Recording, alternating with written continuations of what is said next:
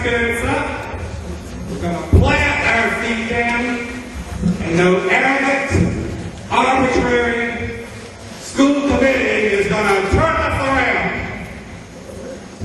Hello, East Providence.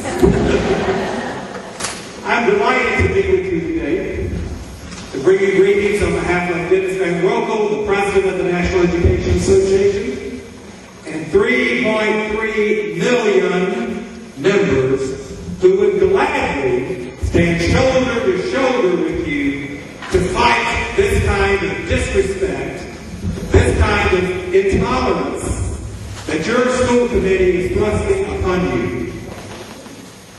I am appalled, as I'm sure you are, so appalled, and that we've looked all across the nation. And yes, it's hard times out there. And a lot of people are suffering. A lot of folks have had to make hard decisions. But they've been able to make those decisions themselves. They have not been imposed upon. They have not had the kind of intrusiveness that you have experienced here. So today I'm announcing, on behalf of the National Education Association, an award. I am giving your school committee an award. And this award is America's Worst School Committee in America.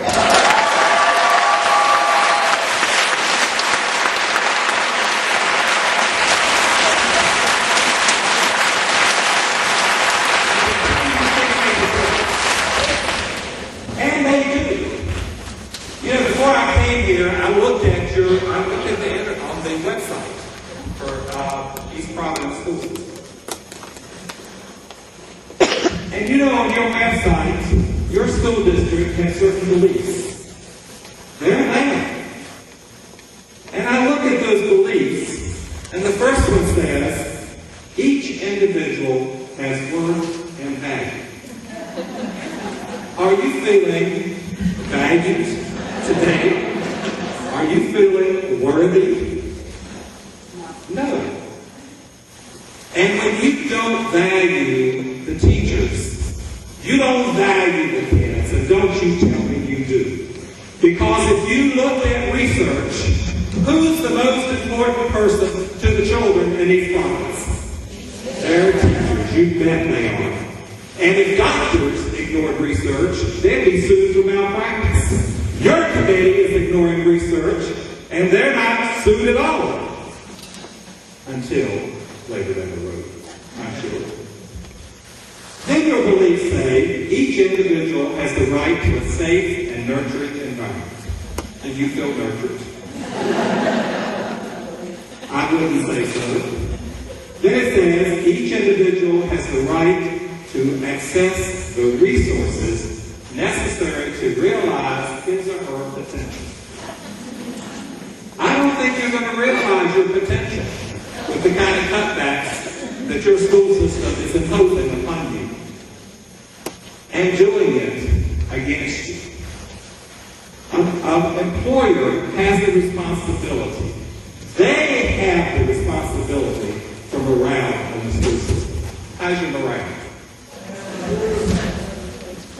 So they are failing in this. So I think the award is just, the award is right, and they deserve the award. And when they change, I'll come back and take the award back, but not until then. Now I've also come to do something else. Under the powers that are vested upon me as the Executive Director of the National Education Association, I have also come to impose sanctions on your school system. Because I don't think we should be encouraging people to come and work here. Do you? Should that young teacher out of school come and work here? And what sanctions means is that the NEA will announce to the world that the East Providence School Committee has done damage to the school system here. Their actions have disrespected teachers. The injustice that they have placed upon you cannot be undone without them taking some action. And so we're we're going to tell the world that. And we're going to tell people, don't come here. And truth of the matter is, if you have a chance to leave, you should leave. They don't deserve you. They have not valued you. They have not respected you. And so we'll put the sanctions on them. I'm always amazed that the federal government, unlike any other time we have ever had, has invested over $100 billion in schools. And yet, what have states and locals been doing? They refuse to invest their own revenue in schools. They use the federal government revenue, and then they balance the budget on your backs. That was not the intent of this. You can't get through this crisis without a balance of spending cuts and increasing the revenue. And so the state and the local schools, the city council, they owe you the opportunity to help to create revenue beyond this. It cannot be all cuts. You cannot do that in this economy. And yet we see that in too many places. And in other places, we don't see it at all. Because they balance. They've increased the revenue, and they've looked at waste, and they've been able to move on with their school district.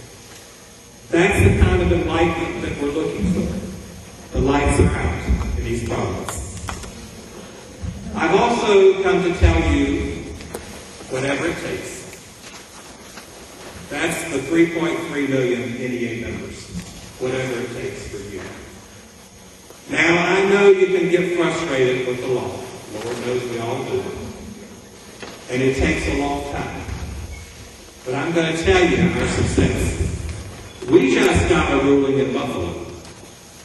Now, the Buffalo Teachers Union, our affiliate, about several years ago, got imposed upon them a wage freeze.